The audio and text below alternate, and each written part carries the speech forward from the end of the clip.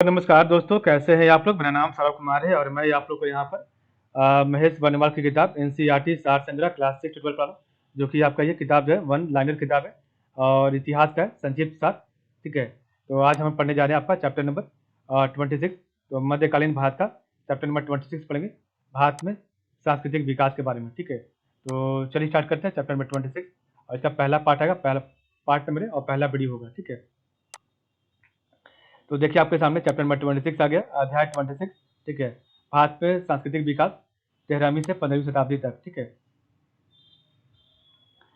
तो 13वीं शताब्दी के आरंभ में तो 13वीं शताब्दी के आरंभ में दिल्ली सल्तनत की स्थापना को भारत के सांस्कृतिक विकास में एक नए चरण के सूत्रपात का सूचक कहा जा सकता है। ठीक है, भारत आने वाले तुर्क विजेता अनपढ़ और बर्बर लोग नहीं थे। अपने मूल स्थान मध्य एशिया से 9वीं शताब्दी और 10वीं शताब्दी में पश्चिम एशिया आकर उन्होंने उसी प्रकार इस्लाम को स्वीकार कर लिया था, जिस प्रकार इसके पूर्व वहां से भारत आने वाले विजेताओं ने बौद्ध धर्म और हिंदू धर्म को स्वीकार कर लिया था। ठीक है, तो भारत आने वाले तुर्क विजेता अनपढ़ और बर्बर लोग नहीं थे। अपने मूल स्थान मध्य एशिया से 9वीं और 10वीं शताब्दी में पश्चिम एशिया आकर उन्हें उसी प्रकार इस्लाम को स्वीकार कर लिया था, जिस प्रकार इसके पूर्व वहां से भारत आने वाले विजेताओं ने बौद्ध धर्म और हिंदू धर्म को स्वीकार कर लिया था। ठीक है, उन्होंने उस क्षेत्र की संस्कृति में भी शीघ्रता से ग्रहण कर लिया था। मोरक्को और स्पेन से लेकर ईरान और उसके आसपास तक फैली इस्लाम की अरबी फारसी संस्कृति उन दिनों अपने शिखर पर थी। ठीक है, इस क्षेत्र के लोगों ने विज्ञान, नवमार्गदर्शन और साहित्य के क्षेत्रों में उत्कृष्ट योगदान दिया था।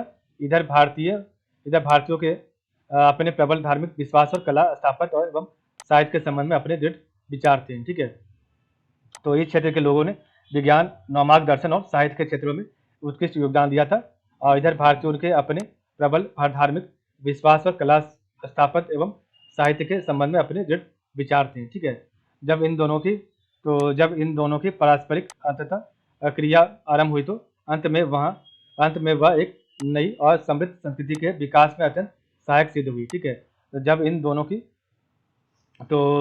दोनों की पारस्परिक अंतःक्रिया आरंभ हुई तो अंत में एक नई और समृद्ध संस्कृति के विकास में अत्यंत सहायक सिद्ध हुई। ठीक है, कुमार कंपन की पत्नी गंगा देवी ने अपने पति द्वारा मदुरा विजय का अत्यंत सजीव वर्णन अपने ग्रंथ मदुरा विजय में किया है। ठीक है, तो कुमार कंपन की पत्नी गंगा देवी ने अपने पति द्वारा मदुरा विजय का अत्यंत ही सजीव वर्णन किया अपने ग्रंथ मदुरा विजय में किया है। ठीक है, कुमार कंपन हिंदू धर्म की रक्षा के लिए प्रतिबद्ध था, इसलिए उसने वेद मार्ग प्रतिष्ठापक की उपाधि धारण की थी। उसने तेलुगु साहित्य को प्रोत्साहन किया। बुक्का प्रथम ने वेदों के प्रसिद्ध भाष्यकार सलानाचार्य को आश्रय दिया था। ठीक है, तो कुमार कंपन हिंदू धर्म की रक्षा के लिए प्रतिबद्ध था और इसलिए उसने वेद मार्ग प्रतिष्ठापक की उपाधि धारण की थी और उसने तेलुगु साहित्य को प्रोत्साहन दिया और बुक्का प्रथम ने वेदों के प्रसिद्ध भाष्यकार सायनाचार्य को आश्रय दिया था। ठीक है, स्थापत्य में क्या था? प्रारंभ में सुल्तानों ने मंदिरों और दूसरी इमारतों को मस्जिदों में बदल दिया। इसके उदाहरण कुतुब मीनार के निकट कुब्बत उल इस्लाम मस्जिद और अजमेर का 2.5 दिन झोपड़ा का इमारत है। ठीक है, कुब्बत उल इस्लाम मूलतः एक जैन मंदिर था, जिसके बाद में वैष्णव मंदिर के रूप में बदल दिया गया था। 2.5 दिन का झोपड़ा एक संस्कृत पाठशाला थी, जिसमें हरिकेली नाटक का वर्णन चित्रित था और जिसकी रचना विग्रह देव चतुर्थ उर्फ तमिल देव द्वारा लिया गया था। ठीक है, और यह भारवी के किराता जूनियम पर आधारित था। ठीक है, तो 2.5 दिन का झोपड़ा एक संस्कृत पाठशाला थी, जिसमें हरि केली नाटक का वर्णन चित्रित था और जिसकी रचना विग्रह देव चतुर्थ उर्फ तमिल देव द्वारा लिया गया था और यह भारवी के किराता जूनियम पर आधारित था। ठीक है, दिल्ली की मस्जिद में जो एक नया निर्माण किया गया था, जिसमें मंदिर के गर्भगृह के सामने जिसमें जाहिरीन जोड़ दिया गया था। नक्काशियों से भरपूर 3 मेहराबों की दीवार खड़ी कर दी गई थी। ठीक है, तो दिल्ली की मस्जिद में जो एक नया निर्माण किया गया था, जिसमें मंदिर के गर्भगृह के सामने जिसमें जाहिरन तोड़ दिया गया था और नक्काशियों से भरपूर 3 मेहराबों की दीवार खड़ी कर दी गई थी। मेहराबों की सजावट के लिए जिस शैली का प्रयोग किया गया वह अत्यधिक दिलचस्प है। उनमें से किसी भी मानव या पशु पक्षी की आकृति का इस्तेमाल नहीं किया गया है, क्योंकि ऐसा करना इस्लाम के विरुद्ध हो जाता है। इसके स्थान पर उसमें बेल बूटों और कुरान की आयतों को एक दूसरे से अत्यंत कलात्मक ढंग से गूंथ दिया गया था। ठीक है, कुछ सिद्धार्थ वास्तुकार पश्चिमी एशिया से भात है और तुर्कों ने अपनी इमारतों में मेहराबों और गुंबदों का अत्यधिक प्रयोग किया था। ठीक है, मेहराबों और गुंबदों के प्रयोग के अनेक लाभ भी थे।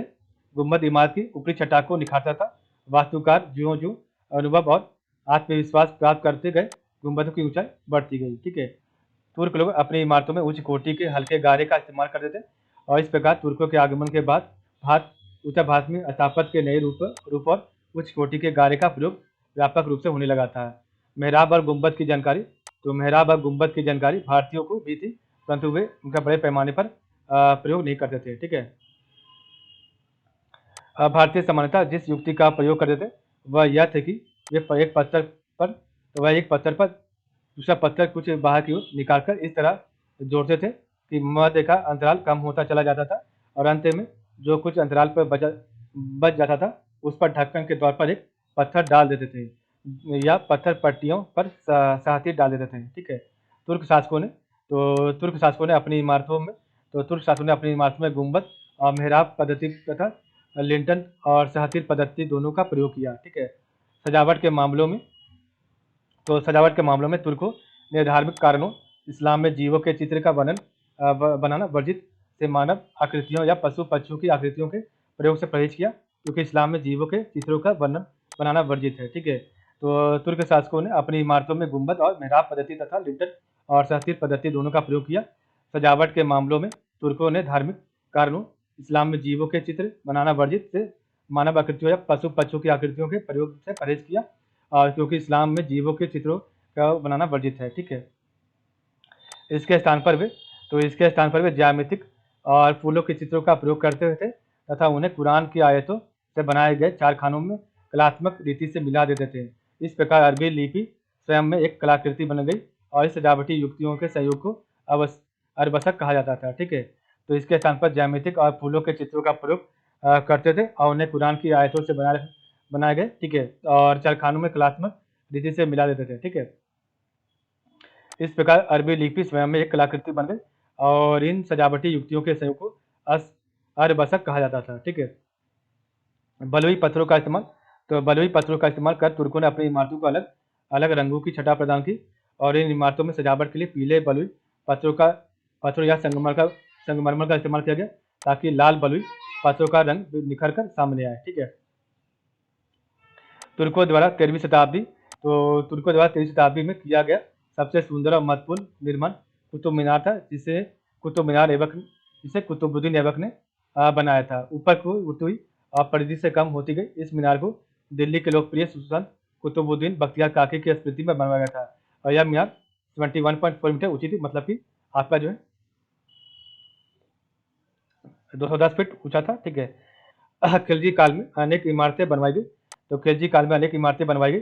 अलाउद्दीन ने अनेक इमारतें अपनी राजधानी सीरी में बनवाया था। ठीक है, और जिसमें अलाई दरवाजा, हजार सेतु और हौज खास मुख्य था। ठीक है, अलाउद्दीन ने कुतुब मीनार से दोगुनी ऊंची एक मीनार बनवाने का भी योजना बनवाई, परंतु उसे पूरा करने से पहले उसकी मृत्यु हो गई। अलबत्ता कुतुब मीनार में उसने एक प्रवेश द्वार, अलाई दरवाजा अवश्य जोड़ दिया था।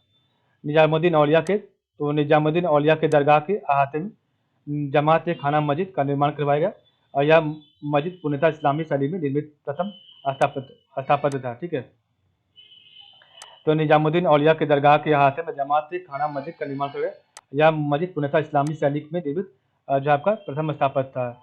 अलाई दरवाजा के नाम से ज्ञात इस द्वार के मेहराब बहुत आकर्षक लगते थे और इसमें एक गुंबद भी है जो वैज्ञानिक पद्धति से निर्मित पहला गुंबद है। ठीक है, गयासुद्दीन और मोहम्मद तुगलक ने तुगलकाबाद का विशाल किला बनवाया, जिसमें राजमहल और अन्य बहुत ही इमारतें शामिल थे। ठीक है, गयासुद्दीन का मकबरा स्थापत्य में एक नई प्रवृत्ति की शुरुआत का सूचक है और इसकी इमारत की ऊपरी छवि को निखारने के लिए उसे एक ऊंचे चबूतरे पर खड़ा किया गया है। ठीक है,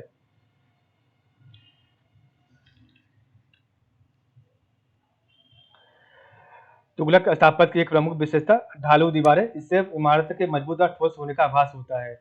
फिरोज शाह के स्थापत्य की एक अन्य विशेषता यह थी कि इसमें मेहराब लिंटन सहतीर सिद्धांतों के संयुक्त प्रयोग का प्रयत्न किया गया था। ठीक है, मेहराब लिंटन सहतीर का साथ में प्रयोग किया गया था फिरोज शाह के काल में। हौज खास एक अमोद प्रमोद का स्थल था और इसके चारों ओर विशाल झील थी। एक मंजिल में मेहराबों का प्रयोग था तो दूसरी में लिंटन सहतीर पद्धति का प्रयोग किया गया था। फिरोज शाह के फिरोज शाह के नए किले में भी यह बात देखने को मिलती है जो कोटला के नाम से प्रसिद्ध है। फिरोज शाह तुगलक की सभी इमारतों में सजावट के लिए कमल का इस्तेमाल किया गया था। फिरोज शाह तुगलक की सभी इमारतों में सजावट के लिए कमल का इस्तेमाल किया गया था। खाने जहाँ तेलंगानी का मकबरा फिरोज शाह तुगलक के काल में की महत्वपूर्ण अष्टभुजाकार इमारत है। यह मकबरा यरूशलेम के डोम ऑफ द रॉक से जैसा लगता है। ठीक है, तो खाने जहाँ तेलंगानी का मकबरा फिरोज शाह तुगलक के काल की महत्वपूर्ण अष्टभुजाकार इमारत है और यह मकबरा यरूशलेम के डोम ऑफ द रॉक जैसा लगता है। मेहराबों का प्रचलन, तो मेहराबों का प्रचलन बलबन के मकबरे में पहली बार हुई। तो मेहराबों का प्रचलन बलबन के मकबरे में पहली बार हुआ। शुद्ध इस्लामिक पद्धति, तो शुद्ध इस्लामिक पद्धति पर आधारित यह भारत का पहला मकबरा था। ठीक है, बलबन का मकबरा इस काल तक भारत में स्थापत्य की अपनी एक अलग शैली विकसित हो चुकी थी, जिसमें तुर्कों द्वारा अपने साथ लाई गई अनेक युक्तियों को देसी पद्धतियों के साथ सुंदर संयुक्त किया गया था। लोदियों की स्थापत्य परंपरा में, तो लोदियों के स्थापत्य परंपरा में मेहराबों और लिंटन सहतीर दोनों का प्रयोग हुआ। लोदियों ने एक और तरीका अपनाया और उन्होंने अपनी इमारतें विशेषकर मकबरे ऊंचे चबूतरे पर खड़ी की जिससे वह देखने में विशाल लगती थी और ऊपर से उनकी सुंदरता भी उभरती है। कुछ मकबरे बगीचों के बीच में बनवाए गए और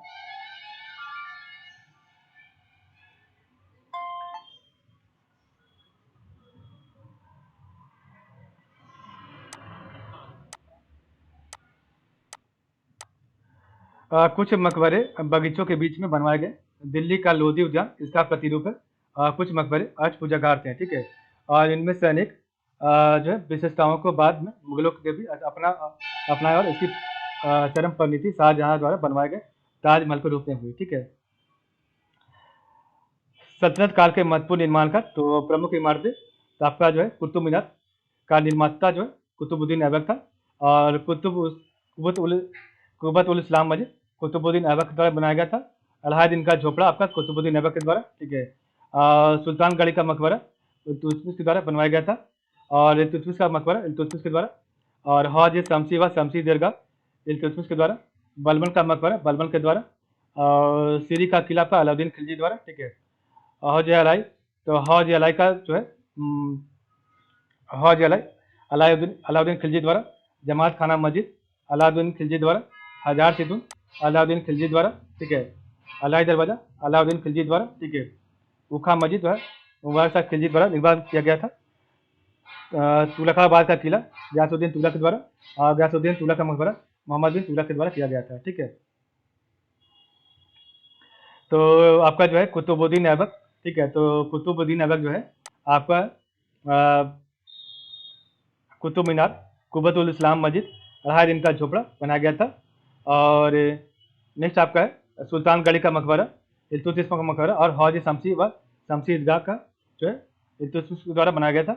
बलबन का मकबरा। ठीक है, सीरी का किला, हौज अलाई, जमात खाना मस्जिद, हजार सितून, अलाई दरवाजा ये आपका अलाउद्दीन खिलजी द्वारा बनवाया गया था। ठीक है, उखा मस्जिद मुबारक शाह खिलजी द्वारा और तुगलकाबाद का किला गयासुद्दीन तुगलक द्वारा और आपका गयासुद्दीन तुगलक का मकबरा जो मोहम्मद बिन तुगलक द्वारा बनाया गया था। ठीक है, तो आज आपका ये जो है चैप्टर यहाँ पर समाप्त होता है। ठीक है, तो आज के लिए बस है। आप लोग का बहुत बहुत धन्यवाद।